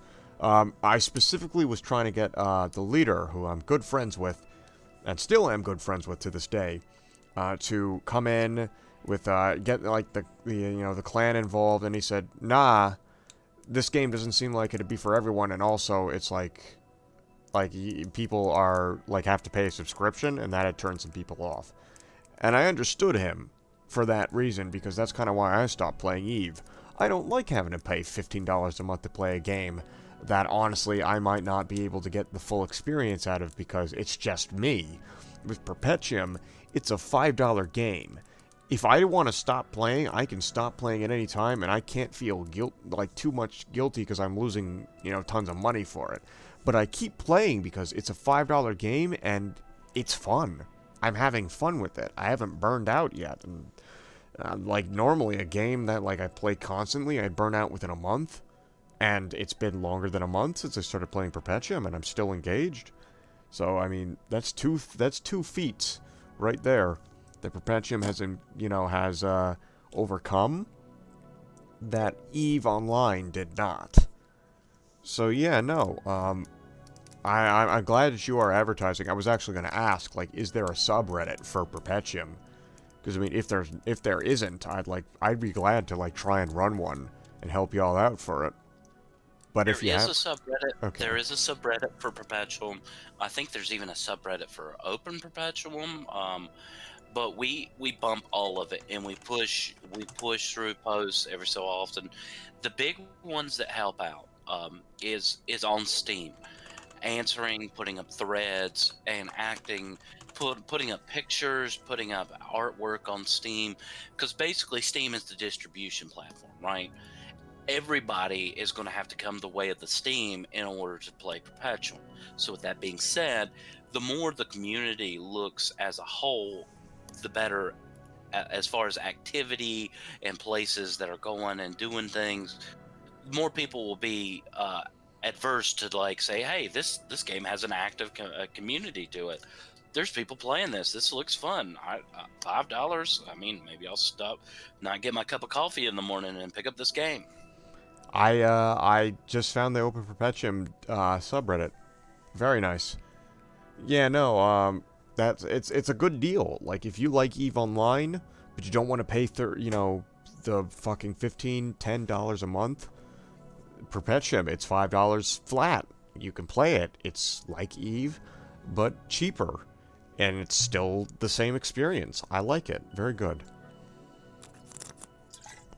Here, you know what? I'm gonna post the subreddit in the small event that people here like using Reddit. I'm not a big user of Reddit myself. I'm not a big fan of the website, but however, if it supports this game, I will support it there. Anyway, yes, it's good that y'all are advertising it so much. I've been like kind of racking my brain for ways I could help, and this was like the main way I could think of it.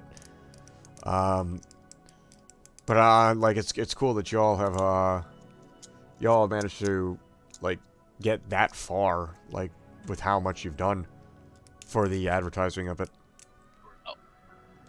We are trying. We have tried a little bit of everything. We've played around with different options. We've explored different avenues. The big thing is we want players, and we want players to be engaged. And the one thing that the community needs is charismatic leaders who push through the populace, basically herd the cats, so to speak, and get everyone motivated to play, log in, wage wars, and just have fun. So That kind of rules me out if this interview has stated anything. well, I mean, you don't have to be the war god that comes in and wrecks everybody and does all this. I But was more talking about the charisma part. all it takes is a little bit of determination, and you'll get it. Fair enough. Still, also, Null says word of mouth is greater than everything, and that's fair. I've actually like told my coworkers at work, my one coworker at work, who's interested in gaming, says the streamer, "Listen, Null, just because I stream doesn't mean I'm charismatic. It just means that people find me funny enough to follow my shit, and if they find my stupidity funny enough, that works. You're just amazing on that. Still here. Hello, young gun." Holy fuck, we have 14 viewers. No, wait, that hasn't actually topped the amount of viewers I've had. But it comes close. Anyways, yes. I actually have kind of advertised this game on the Forbidden app. And for those who know, you know. However, I am contractually obligated to not mention anything further about this app. Moving on. Question the 12th. Seeing how much success that streamers like myself and Rizola have had on Perpetuum, have any of you, that being the developers, considered doing something similar to us and making video-based content for Perpetuum? And by that I mean specifically, have you thought of doing anything like developer logs or public Q&A streams, things of that nature? We have, but I'm more interested in doing community-based events like was such this. I am happy to sit down with yourself, Admiral, and whoever, and answer questions. And if you want updates or how we do things further, we've thought about it. But I mean, we don't really have the followers and the I wouldn't say the streamer clout, but the streamer clout. You know what I mean? Yeah. I'm going to be a little bit boring when I'm over here and say, now we take this happy little sequel code and we put it here, and then we paint a little tree here. We make a little house with crayon. We're not too good at it, but I mean, it's just the enjoyment that counts about the crayon. This will be a happy little NPC, and he'll grow in his little happy forest until you shoot him in the face with magna darts. Speaking of which, Null has just posted a Bob Ross emote in the chat. So that works perfectly with that. Very good. That might actually be entertaining, says Lunar Wave. Yeah, no, like, if y'all need a platform to, like, do devlogs on, I'd be absolutely happy to help out with that, because here's the thing, alright? Here's one VR game that I love playing, and it's called H3VR, Hot Dogs, Horseshoes, and Hand Grenades. It's a, sort of a gun simulator, and what the developers, I'm gonna be honest, I've stated on this channel that I think he's an asshole, and, a lot of the community kind of realizes that. But the one thing I'll give him credit for is he does, like, monthly devlogs. And, I wish they were shorter, but I do like watching them, because it gives us an update on, like, what he's working on, what's in progress with the game, what he's got to show off. And I think that would really help Perpetuum if, like, you guys would make, like, certain clips of, like, okay, so we're working on this. And, like, even if it's just, like, you know, showing some basic code. People like watching code. I mean, I don't know if you've watched any of Michael Reeves. But, he's made, like, a ton of jokes where, like, yeah, you nerds wouldn't like to see, me, you know, with my code streams for my stupid crack-fueled robots. And, but people do. People show up to those streams. He had a whole stream where he was teaching one of his roommates how to code, and people watched it. So, like, I feel like people would still enjoy that, just watching you, like, develop things, or, like, explain how things are developed, or just showing off new content. I feel like you guys could, like, pull that off and get some more exposure for Perpetuum, and I would absolutely be... I'd love to help out with that. I'm not as big as some of the other major streamers online, but I'm still here, and I'd love to, you know, take the 240 something followers that I have and put them towards helping this game out. So if y'all, like, had the idea of wanting to, but you don't, like, you don't think you have, like, the ability to do it, like, don't worry about that. Like, even from a term of just streaming things, like, and this is getting out of the mindset of me just wanting to help, and just from a streamer's perspective, just stream things if you want to gain viewers. Like, just stream y'all playing the game, and that'll draw viewers. There's only one problem with me streaming playing the game. Right. I'm going to get killed at about 20 minutes after I cut on that stream. Fair enough, cause streaming beta, yeah. Null warned me about this. Which is part of the reason, which is part of the trouble for the, like, this, I guess the second part of the stream. I'm not going to describe which location I'm at. But, if people who are familiar with the terminal music would notice that this is not the normal one you'd hear at Hirschfield. And therefore, this causes some problems. Mm-hmm. So, yeah, I can completely understand that, but I mean, I've still seen, like, streams and videos of people, like, doing wars and whatnot. So I still, like, would encourage y'all to, like, start, you know, doing some stuff with Perpetuum. I mean, Null's got Open Perpetuum here. So, like, I feel like you could put that channel to, like, good use and stream, like, the devlogs and Q&As and such, and get some good stuff into it. I'll definitely poke Null about that a little bit more. I, unfortunately, Well, he's here right now, so, I mean... Well, I'll poke him a little bit more. But unfortunately for me, streaming is not an option for me, because where I live, my internet's not capable of Fair enough. I mean, from what I understand, like, the most you really need to stream is 3 megabytes upload speed. Maybe 3 megabytes download speed. Mine is around, like, 30 or 40. Yeah. Up until about 8 months ago, my download speed max was 3 megabytes down and 756K up. Jesus Christ. Yeah. Yeah. That's terrible. Holy fuck. Yeah. Yeah, no, I can see why that would be an issue. But yeah, like that's like that'd be like the one hurdle though. I think like if you can get into streaming, you this game specifically, you should. But if like you can't because of technological limitations, that'd definitely be a limiting factor. All right. And that was I like when questions go on tangents like that. That's good. Now we're on to more of the I'd say the fun questions. These are questions I tend to ask most of them. This one is actually a new one that I wish I had come up with for the last 2 interviews. So, as a longtime player of Perpetuum, what would you say your favorite part of the game is? Like, is there a specific faction you like, a specific weapon you prefer, etc., etc.? Like, what part of the in-game Perpetuum do you like the most out of everything?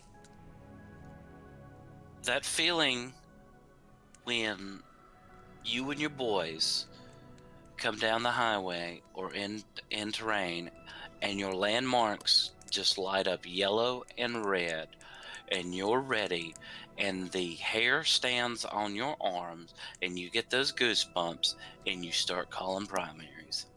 Yeah. That is the best feeling in the world. Hell yeah. That actually does it. That's the shit. When you just got their whole squad together and you're just fucking unloading on one. Yeah, I could completely understand that. I wish I had more players to actually, you know, do that in, friggin' my squad. Or my squad? My 10 out of 10 confirmed, says the Massive Jars. Yeah, no. Like, I hope to reach that point with the Adeptus Mechanicus, but that does sound like major fun. So I'm glad. And listen, it takes an army and it takes time, and you know that sometimes you have to take fights that you're not going to win, and you enjoy it anyway, and you kind of get it going. I know for our corp in particular, what gets me sometimes, and it gets me in trouble, is I have to see the industry side of things on the back end. So if you don't have that backbone support of a good industry and a backlog of bots, logistics, yeah. oh man, you just start seeing dollar signs come up around you with people, and it sometimes it can affect my shot calling ability. Instead of learning to push, and then I'll fall back. Here recently, I haven't taken to the field as much as I like to, because we've been inactive for so long, and when we fired things back up, we have bits and pieces everywhere that I just really don't have the capabilities to fight a major sustained war.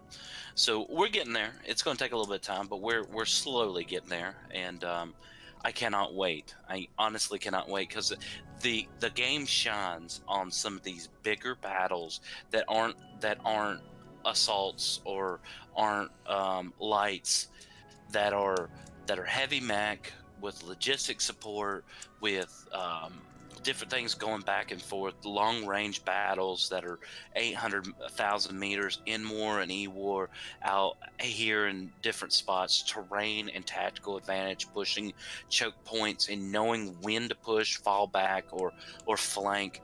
The different tactical styles of all the different FCs and all the different tricks that can be played during a battle. All this is absolutely amazing, and what makes Perpetual one of the best PvP MMOs I've ever played in my entire life. Damn. Yeah, no, it all sounds like fucking really cool, and I can't wait to like get my corporation into a point where I can actually engage in some of that stuff.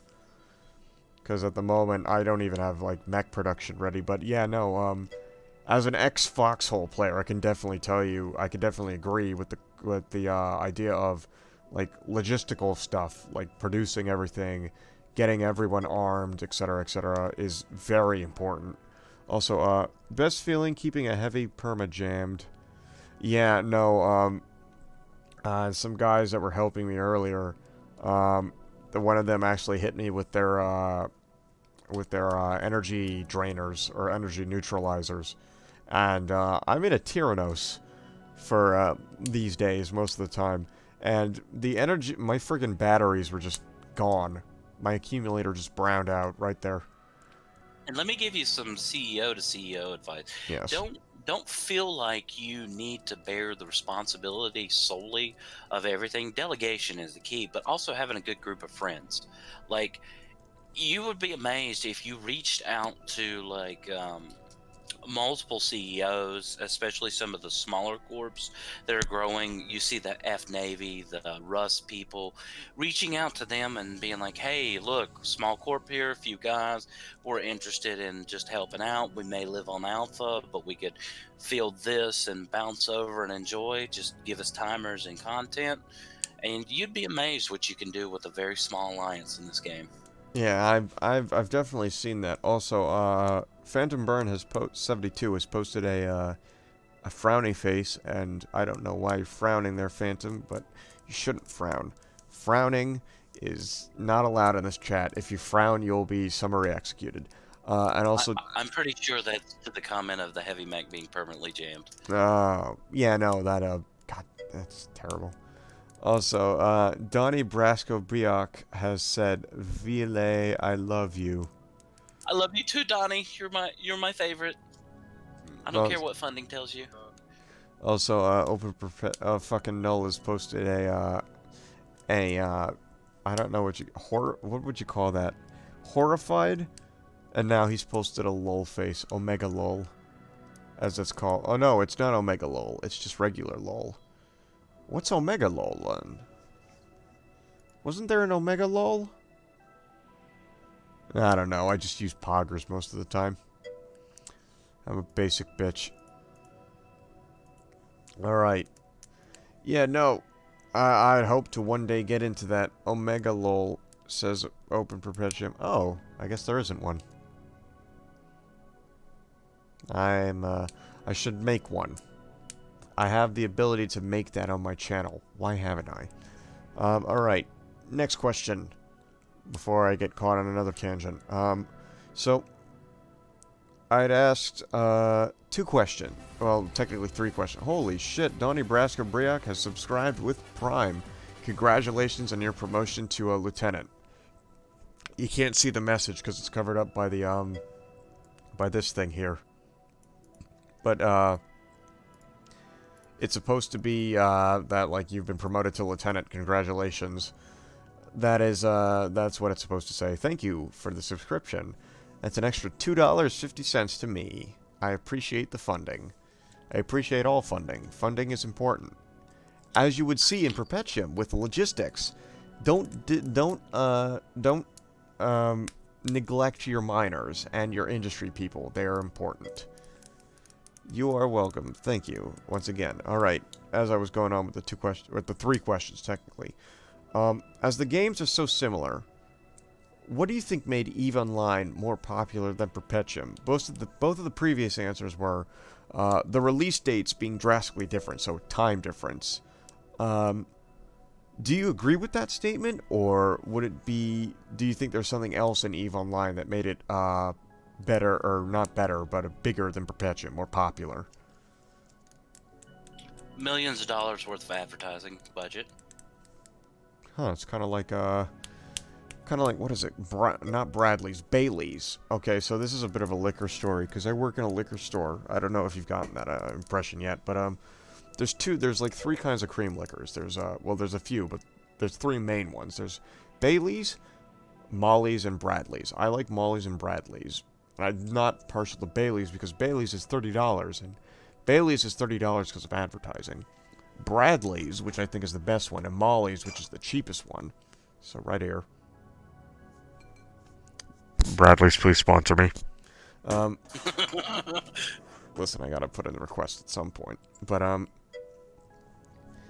Bradley's, yes. Wait, Inda, are you familiar with Bradley's? Do you like Bradley's? Because I love Bradley's. This shit is great. Molly's is great because it's cheap, but this stuff is great because it tastes good. But anyways, yeah, Bailey's is just like $30 per bottle, whereas this stuff is... This specifically is $15 a bottle, and Molly's is $10 a bottle. And the only reason that Bailey's is so expensive is because of brand name. And yeah, super anti-alcoholic.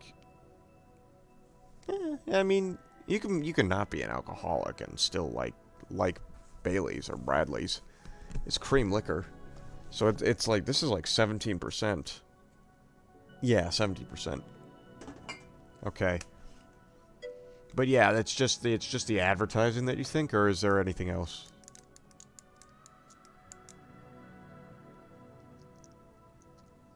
Ville? Ville?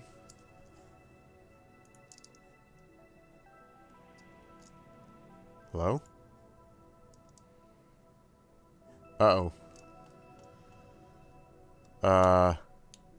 Connection issues?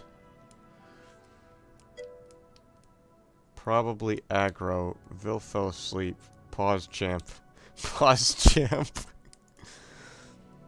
Alright, well, in that case, before we continue that, I'm just going to go on a small ad break, so we'll be right back. I was meaning to wait until the last question, but, one sec, he had to go a bit. Fair enough. Alright, I'm back, sorry. Fair enough, fair enough. Okay, then we shall, he might have dropped connection. He definitely did not drop connection. Alright, so it was just the advertising you said? It has to be the advertising. I mean, the one thing that was a major turnoff for me with Eve was I did not like the fact in the beginning that I couldn't just point in a direction in space and go. Like, you know, I just did not like it. I had to warp to landmarks and here or there. It felt clunky for me. Fair enough. I mean, from my understanding, you could theoretically manually control your ship. However, you couldn't go as fast as you could go in your ship. And there wasn't really any purpose to doing so. Because if I remember correctly, it was that you had to, like, control the arrow keys. Like, arrow keys would control your ship side to side, and then up and down would control your pitch. But it wasn't very useful, and I never really saw a reason to use it when I played. I mean, it's cool to make your ship, like, spaz out or something, I guess, but other than that...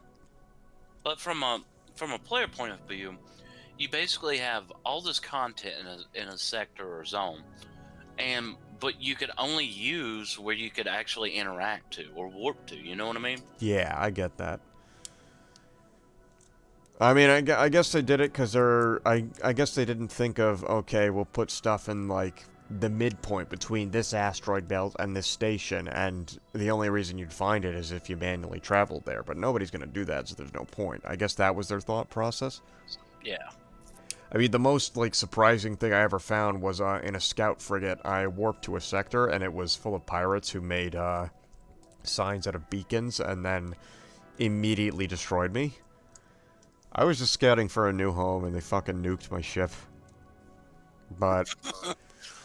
yeah, it was kind of surprising. They had, like, I don't even remember what kind of ships they had. I think they were carriers, and I just got my shit rocked.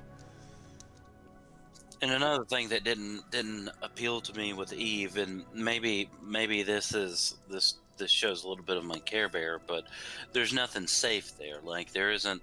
If I want to come home from work and just vegetate in high sec, you know, I can't just hop in my blinged out ship and go over here and do some missions or something without wondering if I was going to get suicide ganged. Do you know what I mean? Yeah, no, especially with code wandering around. I have always just expressed my dislike for code, especially because the leader is just an egotistical prick.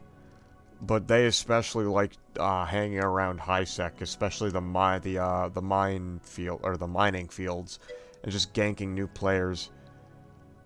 And they would just, their specific modus operandi was they'd go after new, like, players who were just mining, in high sec, kill them, and then expect these new players to thank them because that's not how you're supposed to play the game. Yeah, it's bad. You should learn how to actually play the game. They were fucking pricks. I hated them. But And they were that's all just over the place. that's just not the nature of gaming. I mean, well, it is the nature of gaming. Don't get me wrong, but that's content denial. And when sometimes when I'm just like chilling, I don't want to have to worry about, am I going to undock and immediately get exploded. I want to be able to take a minute to just chill out, enjoy the game, and play the content in the game. Yeah. And you can't really do that if, you got some friggin' zealot coming after you saying, oh, you're mining, you can't do that. Bad. You're gonna burn out. Well, that's your fucking opinion if I'll burn out, bitch. Mm-hmm. So, yeah, no. Alright. That makes sense. Because I definitely didn't get the idea of safety in Eve.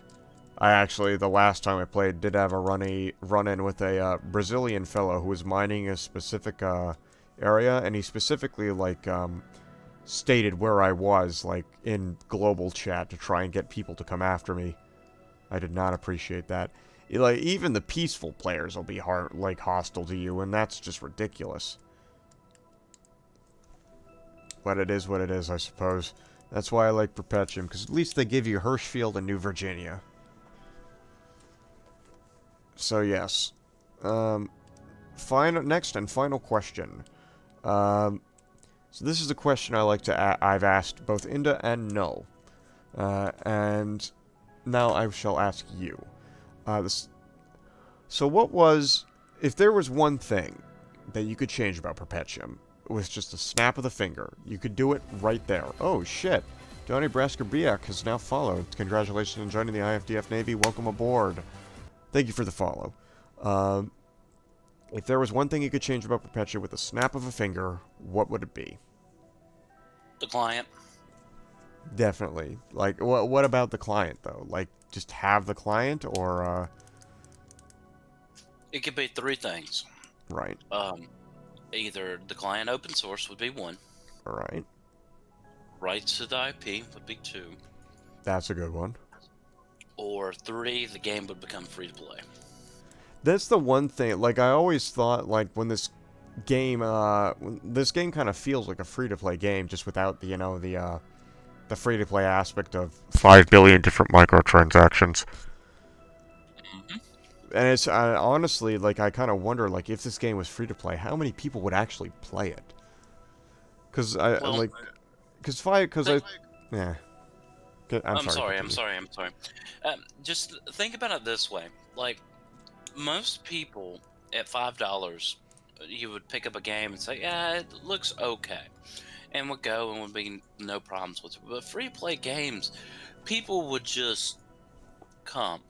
And you would have all kinds of different cultures and people that would just bounce in and play because they didn't have to invest anything to it.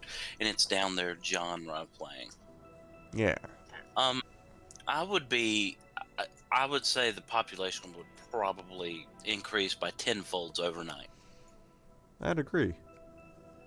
And one thing here with OPP, Noel and the team has pretty much strive to keep any type of pay to win items out of it. Even we have a Patreon, and I'm always suggesting we should do more for our Patreons. But anything that we do is pretty much going to be, there's no real way to reward the Patreons without putting some kind of pay to win or pay to gain feature in the game, right? Even if I give the Patreon, say, some specific things that are meaningless and gives you no advantage in the field, in this game it's still player economy driven. So you could equate some sort of payment for Patreon, say, for example, paint. Let's say Patreon's got X number of paints a month. Well, you could sell those paints on the market for X number of nick. You get where I'm going with this? Yeah. That makes, No real good I was, thing. I was gonna make a joke about how, oh yeah, just give him a fleet of like 10 Arc Mark IIs. But then let me go check what the actual price of Arc Mark IIs are. That's an Arbalest, not an Arc. Remote markets. Oh. Never mind. They don't actually have a market price. Damn it, my joke's ruined. But continue. I'm sorry. And then so you see kind of the model here. Like, I would love to be able to give like patrons a package more than a Discord title, and then something in game, or give them something in game to kind of thank them for the support of the server. That's the big one. Isn't one of the things for paying $10 that you get access to the what was it? It was like the dev server, was it? One of the events we did before we opened the Sentinel Stronghold, we allowed every Patreon to get a chance to look at I think it was a week, maybe it was 2 weeks. Noel can correct me if I'm wrong. It was a week or 2 weeks in advance to see what was coming in the patch. All right. I mean, you could still do that sort of thing where you have like a server dedicated for like the developer server, of course. I think Wargaming, ironically, does the same thing as well. But I don't know if it's for Patreons or if it's just for like they have like community content creators or something like that. Community contributors, I think they call them like that. But So like they have a similar. Development environment is very volatile because we're pushing patches almost daily to fix balancing and stuff. So the problem with that is that one itself is a cloud-based server. So we actually pay a little bit. One of the members pays for the hosting. So the more bandwidth it uses, the more it actually costs. And our actual staging server is dedicated, and it's basically someone's personal server at their house. So giving out the IP and access to that would probably not be conducive to security. You know what I mean? That makes sense. Yeah. Before we continue, that's the reason why we never wanted to do that. Go ahead. Before we continue this conversation, I just want to take a short break. So no ad break for this one. Just a short break. So we'll be right back. Not after these messages. No messages. Okay, we're back. That's the main game, not this. There we go. Perfect. Right, short break means he's not dropping a deuce, says Destrar. No comment. Right. So, I don't know if... Did I interrupt you halfway through that question? No, I think we answered it. I hope we answered it. Yes. I was hoping... Just wanted to note, Acquire Perpetuum meme started with you, remember. Yes, and I actually explained this to, some other members of the, thing.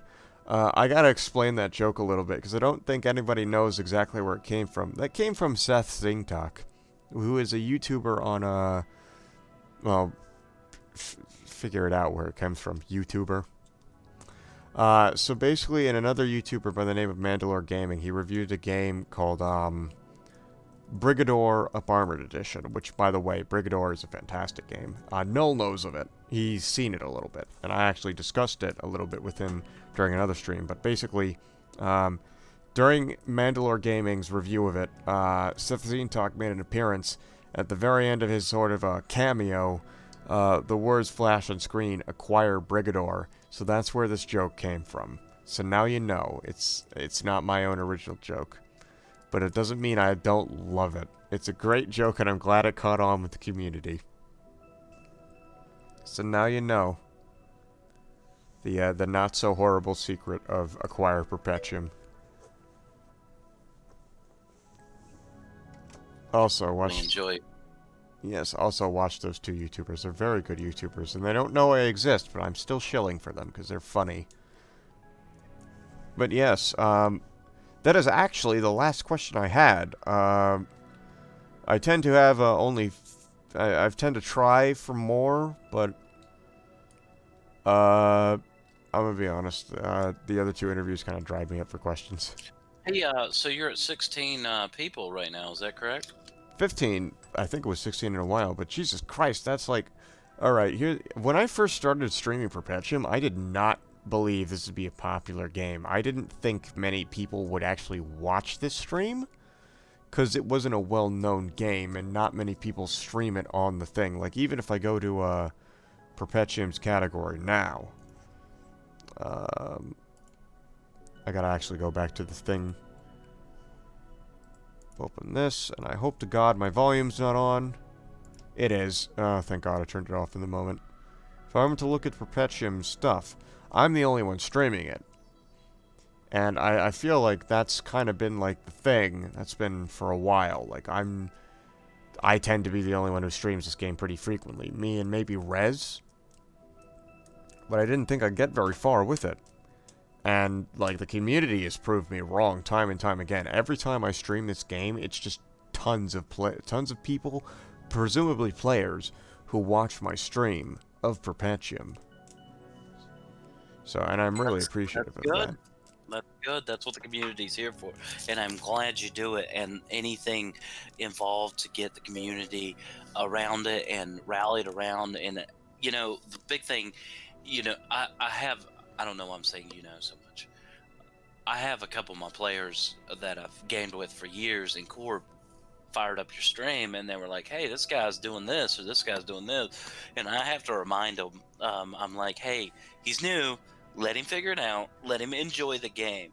Like, you don't have to, like, tell him this needs to do this and this needs to do that. He'll figure it out. Give him time.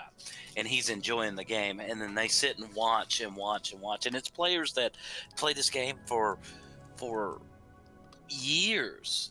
And you're at 18 viewers right now. Oh my fucking God. That is coming closer and closer to my record of people. The record, I think, was like 26 or 27, and it was from a raid. And, like, this is, like, how many people have come here naturally. This is not from a raid. Holy fuck.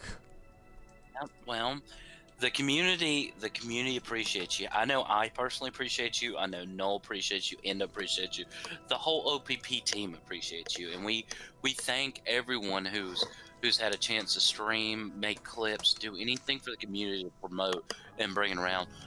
Yourself, Rasola, Skull, Chronic, Karuk, Nuke. If I murdered your name, I am so sorry. But all of you guys have been absolutely stellar, and I am so excited to see it. I'm so glad people are enjoying it. I'm glad that y'all enjoy my streams, and I'm also glad that some of y'all are redeeming the things here, because Lunar Wave just redeemed Gunspeen, of which I have to basically revolver ocelot these guns. Oh shit! I have to I have to revolver ocelot my pistol here a little bit. All right, there's your Gunspeen. Also, Twitch, orange tip. This is an airsoft gun. I can't own guns in this state. What, are you kidding me? The feds will come after me for that. I don't need feds coming after me for that. Not yet, anyway. That still blows my mind from where I live. Owning guns? Or the fact that I can't own guns? You can't in that state. Yeah. It's not a good time. I'm straight up not having a good time, dog. But at least I have a good time in Perpetuum. Acquire Perpetuum, it's a good time. Well, do you have any more questions for me? At the moment, I can't think of any more. You have given me a great deal of more information on the game, and people should expect this in a VOD, or not as a VOD, as a fully edited, maybe subtitled video in the future. That is, if I can get my editing PC to actually fucking work. So I greatly appreciate you having me on, and I'm glad we got to spend this time. And I have had a fantastic time. Look forward to more videos.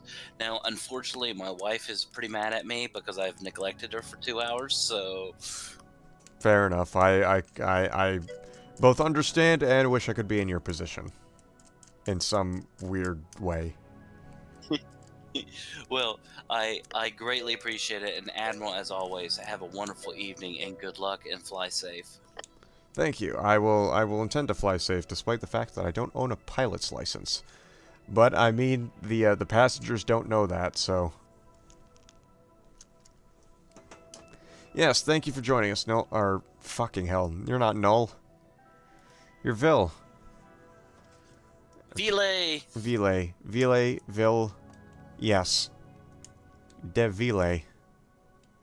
Thank you for joining us, man. I appreciate it. Thanks, sir. Thank you. All right, now go attend to the missus, I suppose. And Godspeed. All right.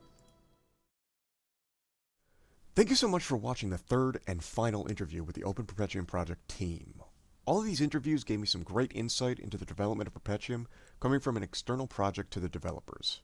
And I personally enjoyed talking to both Inda, Null, and Ville about all of it.